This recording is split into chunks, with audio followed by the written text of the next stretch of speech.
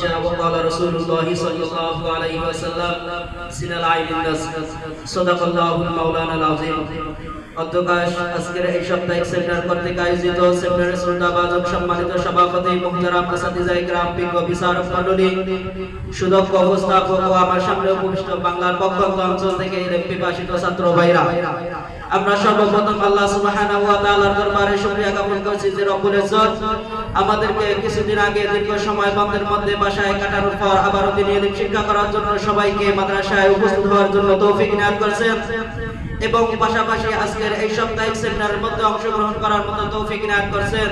এই জন্য আমরা সকলে দিল থেকে কালিমাতুশ শুকর আদায় করি, সকলেই বলি আলহামদুলিল্লাহ।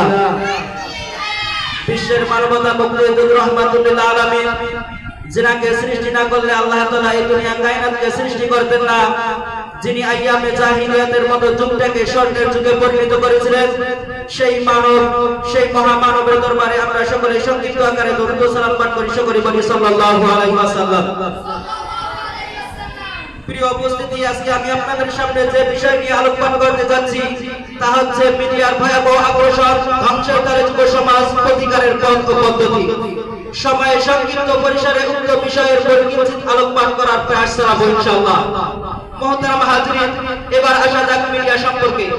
আসলে এই বিষয়টি বুঝতে হলে আমাদেরকে শুরুতেই বুঝতে হবে মিডিয়া কাকে বলা হয়। মিডিয়া কাকে বলা হয় এটা বোঝার জন্য ইনকিলাব পত্রিকার একজন দীর্ঘদিন প্রশিক্ষণ প্রাপ্ত সাংবাদিককে কল করে জিজ্ঞাসা করা হয়েছিল মিডিয়া কাকে বলা হয়। তো তিনি উত্তরে যা কিছু বলেছিলেন আমিও আপনাদের সামনে সেটাই তুলে ধরার চেষ্টা করব ইনশাআল্লাহ। মুহতারাম হাজিরিন, তিনি বলেছিলেন যে মিডিয়া শব্দটাকে বিশেষ অর্থে ব্যবহার করলে চলবে না, বরং এটাকে ব্যাপক অর্থে ব্যবহার করতে হবে। তখন তাকে জিজ্ঞাসা করা হয়েছিল তাহলে এটার অর্থ কি দাঁড়াবে? তখন তিনি বলেছিলেন যে মিডিয়া শব্দের অর্থ হচ্ছে প্রচার মাধ্যম, অর্থাৎ যার মাধ্যমে প্রচার করা হয় তাকেই বলা হয় মিডিয়া। এখন এই প্রচার মাধ্যমটা যদি হয় কলমের মাধ্যমে তাহলে সেটা হবে কলামিস্ট মিডিয়া, প্রচার মাধ্যমটা যদি হয় বকুনির মাধ্যমে তাহলে সেটা হবে লেকচার মিডিয়া, প্রচার মাধ্যমটা যদি হয় মোবাইল ফোনের মাধ্যমে তাহলে সেটা হবে মোবাইল ফোন মিডিয়া, প্রচার মাধ্যমটা যদি হয় ফেসবুকের মাধ্যমে তাহলে সেটা হবে ফেসবুক মিডিয়া, প্রচার মাধ্যমটা যদি হয় ইউটিউবের মাধ্যমে তাহলে সেটা হবে ইউটিউব মিডিয়া, প্রচার মাধ্যমটা যদি হয় গুগলের মাধ্যমে তাহলে সেটা হবে গুগল মিডিয়া, প্রচার মাধ্যমটা যদি হয় অপারামিনির মাধ্যমে তাহলে সেটা হবে অপারামিনি মিডিয়া, প্রচার মাধ্যমটা যদি হয় স্যাটেলাইট ক্যামেরার মাধ্যমে তাহলে সেটা হবে স্যাটেলাইট মিডিয়া, প্রচার মাধ্যমটা যদি হয় সাংবাদিকের সংবাদপত্রের মাধ্যমে তাহলে সেটা হবে প্রেস মিডিয়া বা গণমাধ্যম মিডিয়া। মোট কথা যার মাধ্যমে প্রচার করা হবে তাকেই বলা হবে মিডিয়া। এবার আসুন মুহতারাম হাজিরিন, আমরা জানি যে বর্তমান পৃথিবীতে প্রায় 750 থেকে 800 কোটি মানুষ বসবাস করতেছে, আর এই 800 কোটি মানুষের মধ্য থেকে প্রায় 500 কোটি মানুষ যুব সমাজ, আর এই 500 কোটি যুব সমাজের মধ্য থেকে প্রায় 450 কোটি যুব সমাজ আজকে ধ্বংসের সাগরে আগুন ফুঁকাচ্ছে। এর কারণ কি? এর একমাত্র কারণ হচ্ছে দিন যতই যাচ্ছে ইন্টারনেট, ফেসবুক, ইউটিউব, ওয়েবসাইট এবং উন্নত মানের প্রযুক্তিগুলোর আবির্ভাব ততই বাড়ছে। এই উন্নত মানের প্রযুক্তিগুলোর মধ্য থেকে অন্যতম একটি হলো মোবাইল ফোন। কারণ মোবাইল ফোন এমন একটি প্রযুক্তি যে প্রযুক্তির মধ্যে লুকিয়ে আছে নাস্তিকদের হরেক রকমের মিডিয়া, যে প্রযুক্তির মধ্যে লুকিয়ে আছে কুরআন হাদিসের অপব্যাখ্যাকারীদের হরেক রকমের মিডিয়া, যে প্রযুক্তির মধ্যে লুকিয়ে আছে বিভিন্ন ধরনের অশ্লীল মিডিয়া। আর আজকে এই মোবাইল ফোনকে গোটা পৃথিবীর প্রায় 500 কোটি যুব সমাজ নিজেদের বড় বন্ধু আর সঙ্গিনী বানিয়ে নিয়েছে। খরচুটিতে এক একজন যুব সমাজ এক একটা মিডিয়াকে ভালোবাসে। কোরআন হাদিসের গভীর জ্ঞান তাদের অন্তরের মধ্যে না থাকার কারণে এক একজন যুব সমাজ এক একটা বিভ্রান্তির শিকার হয়ে যাচ্ছে। শুধুমাত্র তাই মুহতারাম হাজিরিন, আমি শুধু এটাই বলতেছি না যে এই মিডিয়ার মাধ্যমে মানুষ শুধু যুব সমাজ শুধু ক্ষতিগ্রস্তই হচ্ছে এটা না, বরং এই মিডিয়াগুলোর মাধ্যমে মানুষ উপকৃত হচ্ছে কতটুকু? আরে ভাই, আমরা তো এটা বলতে বাধ্য হব যে এক দেশের সংবাদ অন্য দেশে, এক দেশ থেকে আরেক দেশের সংবাদ অতি স্বল্প সময়ে পাওয়া যাচ্ছে এবং সর্বদাই সর্ব সময় অনেক বড় বড় লেনদেন করা যাচ্ছে। এবং শুধুমাত্র একটা জিনিস জানার জন্য শুধুমাত্র ক্লিক করলেই অজানা জিনিসটা জানা হয়ে যাচ্ছে। মোট কথা গোটা বিশ্বব্যাপী আজকে এই ইন্টারনেট মিডিয়াগুলোর মাধ্যমে যে পরিমাণ উপকৃত হচ্ছে সেটা অস্বীকার করার কোনো সুযোগ নেই। কিন্তু এই কথা সরাসরি বলতে গেলে তো আমার সেই সূত্রটার কথা মনে পড়ে যায়, যেখানে বলা হয়েছিল কম পেশা সার নয় বরং কম পেশা হলো সার। অর্থাৎ কোন জিনিসকে আবিষ্কার করাটা দূষণীয় নয়, বরং কোন জিনিসকে খারাপ কাজে খারাপ পন্থায় ব্যবহার করাটাই হলো দূষণীয়। মোহতারাম হাজিরিন, আজকের যুব সমাজ এই মোবাইল কি ইন্টারনেট মিডিয়াগুলোকে ভালো কাজে ব্যবহার করার তুলনামূলক খারাপ কাজে বেশি ব্যবহার করতেছে। ফলশ্রুতিতে যুব সমাজ ধ্বংসের চূড়ান্ত শিখরে পৌঁছে যাচ্ছে।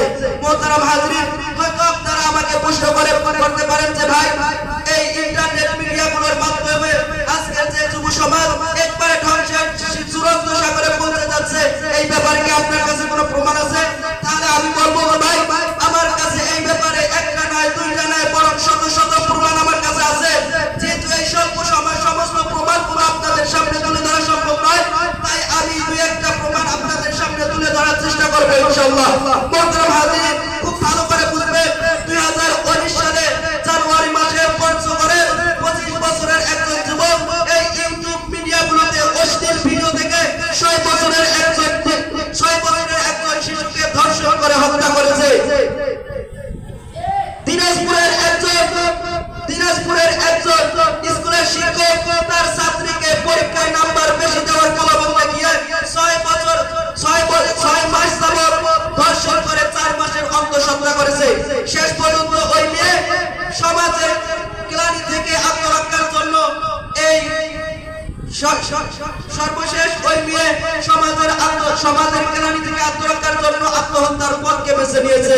শুধুমাত্র তাই নয়, নেত্রকোনার পরিণামক একজন ক্লাস 8 এর মেয়েকে এই ফেসবুক মিডিয়ার মাধ্যমে তাকে প্রেম ভালোবাসার প্রস্তাব জানানো হয়েছিল।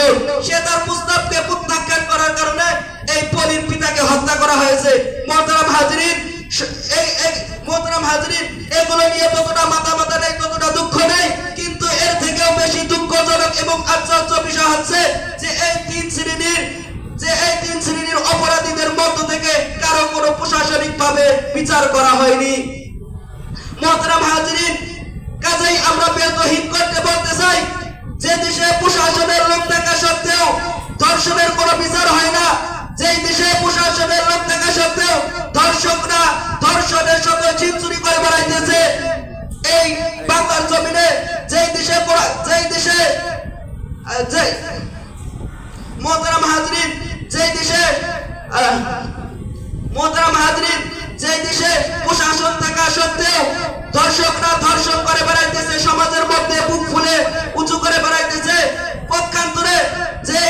পক্ষান্তরে যারা আল্লাহ তাআলার কোরআনের বুলবুল, তারা যখন কোরআন হাদিসের সত্য কথা উচ্চ আওয়াজে বলে, বিনা অপরাধে তাদেরকে মাসের পর মাস, বছরের পর বছর কারাবদ্ধভাবে রাখা হয়। সুতরাং আমি বলতে চাই, যেই দেশে আমাদের মতো পরিশ্রমিক এবং শ্রমিকদের মাথার ঘাম পায়ে ফেলানোর ট্যাক্সের টাকা দিয়ে ওই ধরনের নামদারি ধোঁকাবাজ গাদ্দার প্রশাসনদের আমাদের কোনো দরকার নেই। শুধুমাত্র তাই নয়, এই ফেসবুক মিডিয়াগুলোর মাধ্যমে মানুষ এই পরিমাণ ক্ষতিগ্রস্ত আছে, শুনলে আপনারা অবাক হবেন যে এই ফেসবুকে একটা মাত্র পোস্ট বা স্ট্যাটাস দেওয়ার জন্য আমাদের কলিজার টুকরা ভাই আবরারকে হত্যা করা হয়েছে। মোহতারাম হাজিরিন, আজকে যুবক যুবতীরা এই ফেসবুক মিডিয়াগুলোর মাধ্যমে অবৈধভাবে প্রেম প্রীতির মধ্যে জড়িয়ে তারা নিজেদের যৌবন আর সতীত্ব হারা হয়ে যাচ্ছে। আসুন আমরা সবাই এই উন্নত মানের প্রযুক্তি এবং অশ্লীল মিডিয়াগুলোকে নিন্দা জানিয়ে আমরা ইসলামিক মিডিয়াগুলোকে চালু করে দেই এবং পাশাপাশি আমরা কোরআন হাদিসের কথাগুলোকে পোস্ট বা স্ট্যাটাস এবং শেয়ার হিসাবে গ্রহণ করে নেই। আল্লাহ তাআলা রব্বুল আলামিন আমাদের সবাইকে উক্ত বিষয়ের উপর আমল করার তৌফিক দান করুন। ওয়া আখিরু দাওয়ানা আলহামদুলিল্লাহি রাব্বিল আলামিন। নাসরুম মিনাল্লাহি ওয়া ফাতহুন কারীম ওয়া বাশশিরিল মুমিনিন। আসসালামু আলাইকুম ওয়া রাহমাতুল্লাহি ওয়া বারাকাতুহু।